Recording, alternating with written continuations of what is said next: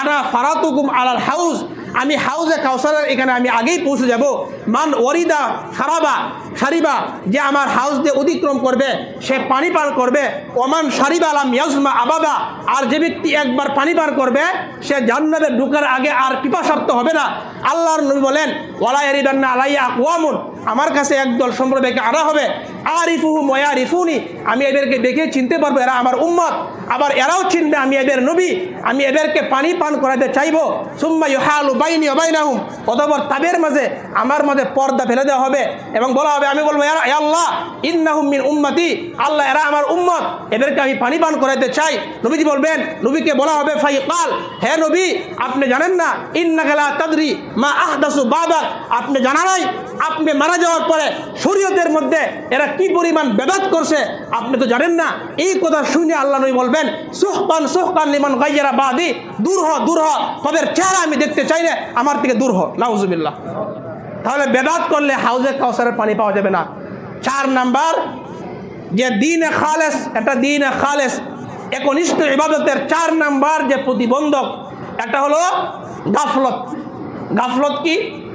জিজ্ঞেস করলাম ভাই নামাজ কেন পড়েন না? হুজুর আহা শৈল্য আলসেমি, আহা অলসতা। এই গাফলত আমাদেরকে ইবাদত করতে প্রতিবন্ধক হয়। আল্লাহ বলেন ওয়ালা তাকুনু কাল্লাযীনা নাসুল্লাহ ফাআনসাহুম আনফুসাহুম, তোমরা ওই ব্যক্তির মতো হয়ো না যারা আল্লাহকে ভুলে যা, আল্লাহকে ভুলতে ভুলতে এক সময় সে নিজেকেই ভুলে যা। প্রথমে আল্লাহকে ভুলে, পরে ভুলতে ভুলতে সে নিজেকেই ভুলে যা। আল্লাহ বলে ওয়ালা তাকুনু, তোমরা ওই ব্যক্তির মতো হয়ো না যে ব্যক্তি আল্লাহকে ভুলতে ভুলতে সে নিজেকেই ভুলে যা, ওই ব্যক্তির মতো হয়ো না।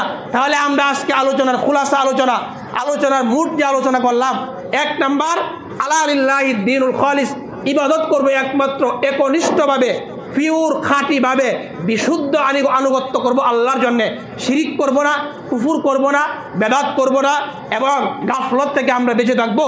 কুফুরের এই শিরিকের ব্যাপারে 9টা কথা বললাম।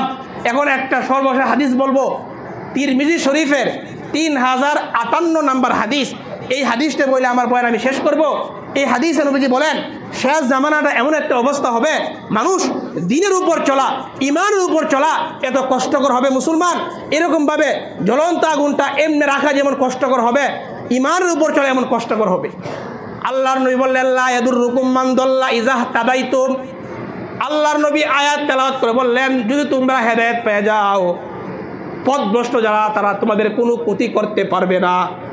এরপরে আল্লাহর নবী বললেন ইতামিরু বিল মারুফ ওয়া তানাহাউ আনিল মুনকার, ইতামিরু বিল মারুফ ওয়া তানাহাউ আনিল মুনকার, মুসলমান তোমরা সৎ কাজের আদেশ করবা, অসৎ কাজের নিষেধ করতেই থাকবা।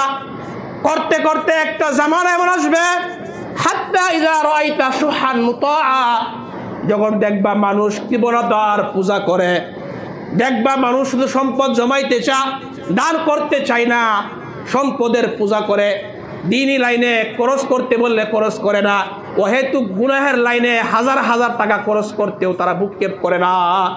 এমন একটা জামানা আসবে মানুষ কৃপণতার পূজা করবে, মসজিদ মাদ্রাসার জন্য টাকা চাইলে টাকা বের হবে না, গান বাজনার জন্য টাকা দিবে 10,000 না 20,000 দিয়ে দিবে। এমন জামানা যখন আসবে ওয়াহাওয়ান মুত্তাবা, 2 নাম্বার মানুষ যখন নফসের পূজা করবে, প্রত্যেকেই নিজের মতকে প্রাধান্য দিবে, বলবে আমি নিজে ব্যক্তিগত যা ভাবে, নিজের চিন্তা চেতনাকে সঠিক মনে করবে, কুরআন সুন্নাহকে সঠিক মনে করবে না। 3 নাম্বার ওয়াদিনিয়া মুআসসারাবান, দুনিয়াকে প্রাধান্য দিবে। 4 নাম্বার ওয়াইজাবা কুল্লিজি রাইন বিরাইহি, প্রত্যেক ব্যক্তি নিজের মতটাকে ভালো মনে করবে, আমার মতটাই সঠিক, দুনিয়ার কারো মত সঠিক না। আল্লাহর নবী বললেন এই অবস্থা যখন আসবে ফালাইকা বিখাসি নাফসিকা ওয়া দাইল আওয়াম, আল্লাহর নবী বললেন ওই সময় তোমরা নিজের ঈমান বাঁচাইবা, জনগণের চিন্তা বাদ দিয়ে দিবা। ওই সময় উলামায়ে কেরামের ওয়াজ মাহফিল করবে না, উলামায়ে কেরামের কথা শুনবে না, কুরআন সুন্নাহর কথা শুনবে না, প্রত্যেকে নিজের মতকে প্রাধান্য দিবে, নফসের পূজা করবে।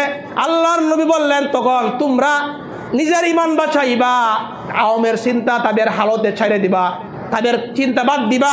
আল্লাহর নবী বললেন ওই সময় লিসাবিরি ফিহিন্না, ওই সময় যে ব্যক্তি ধৈর্য ধরে ঈমানের উপর থাকবে, মিসলুল কবজি আলাল জামরি, ওই সময় ইমানের উপর থাকা এমন কষ্টকর হবে, জ্বলন্ত আগুন এভাবে রাখতে নবী বলে নাই, এভাবে মুঠ মারে আগুন রাখা যেমন কষ্টকর হবে, ইমানের উপর চলা আল্লাহর নবী বললেন এরকম কষ্টকর হয়ে যাবে। তবে আল্লাহর নবী বললেন ওই সময় যে ব্যক্তি ইমানের উপর থাকবে, লিল আমিলি ফিহিন্না মিসলু আজরি খামসিনা, ওই সময় যে ব্যক্তি ইমানের উপর থাকবে, তোমরা সাহাবায়ে কেরাম 50 জন আমল করলে যেই নেকি, ওই একজন ব্যক্তি তোমাদের 50 জনের সমান নেকি লাভ করবে। সাহাবায়ে কেরামের 50 জনের সমান নেকি লাভ করবে। এই জন্যে এমন এক জামানা আসার আগে আল্লাহ আমাদেরকে হেফাজত করেন, এটা হবে ফিতনার জামানা।